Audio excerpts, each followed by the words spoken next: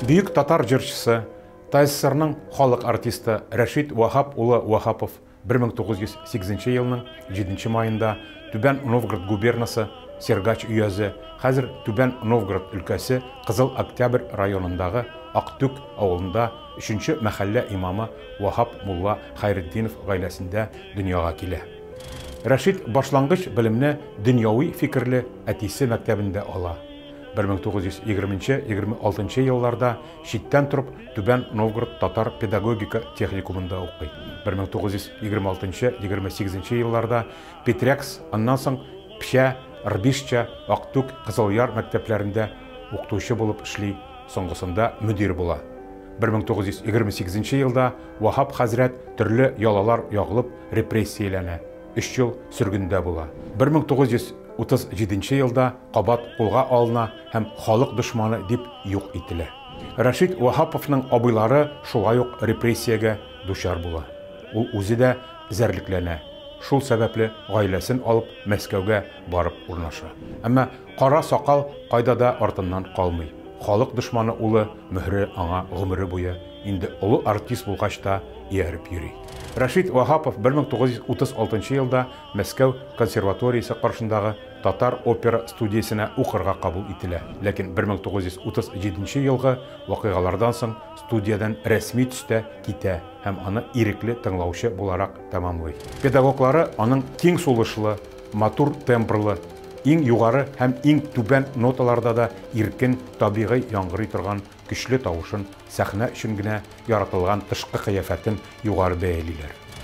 Ул үзе дә укытучыларына гомере буе рәхмәтле була. 1938-40 елларда Рәшит Вахапов Мәскәүнең татар мәдәнияты йорты элеккеге Әсәдуллаев йортында актер булып эшли. 1941 елның көзендә Мәскәүдә узасы ТССР әдәбияты һәм сәнгате декадасына әзерләнү максатында композитор Александр Ключарев башлангычы белән аны Казанга чакыртып алалар. 1941 елның 27 майыннан ул Татар дәүләт филармониясе солисты итеп кабул ителә. Әмма шуннан соң аның беренче гаиләсе таркала, хатыны һәм 2 баласы Мәскәүдә кала.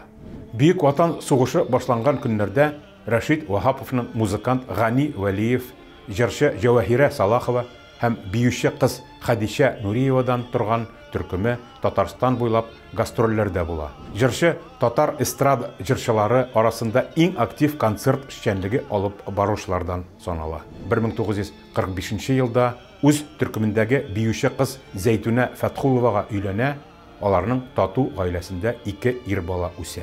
1940-50 еллар Рәшит Вахапов иҗатының шаулап чәчәк аткан чоры.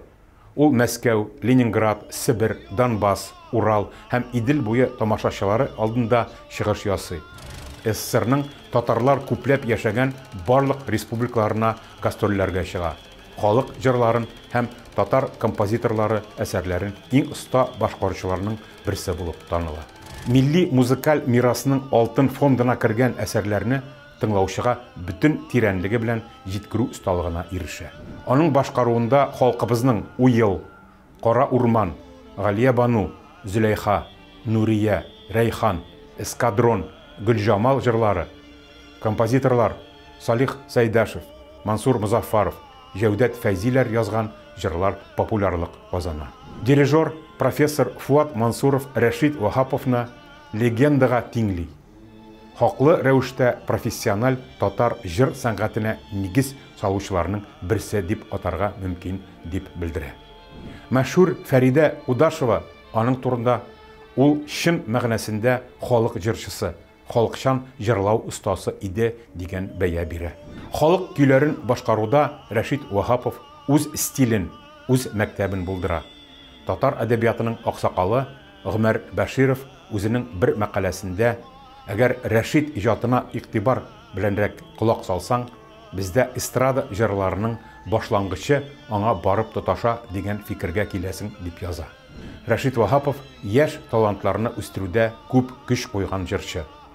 Үзеннән соң килүче буынга җыр сәнгатендә юл ачкан күренекле шәхес. Хезмәт казанышлары өчен 1950 елда аңа Татарстанның атказанган артисты 1957 елда Татарстанның халық артисты деген мақтаулы исем бирелә. Чыннан да Рәшит Вахапов бик кыска вакыт эчендә татар халкының яраткан җырчысына әверелә һәм шулай ук тиз арада 1962 елның 14 декабрендә уңышсыз операция вакытында 54 яшендә вафат була.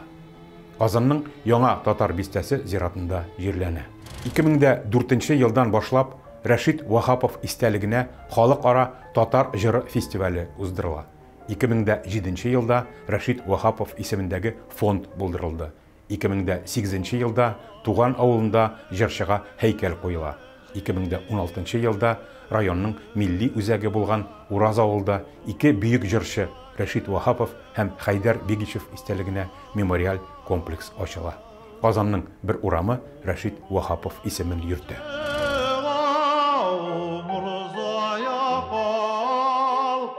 Umur zaya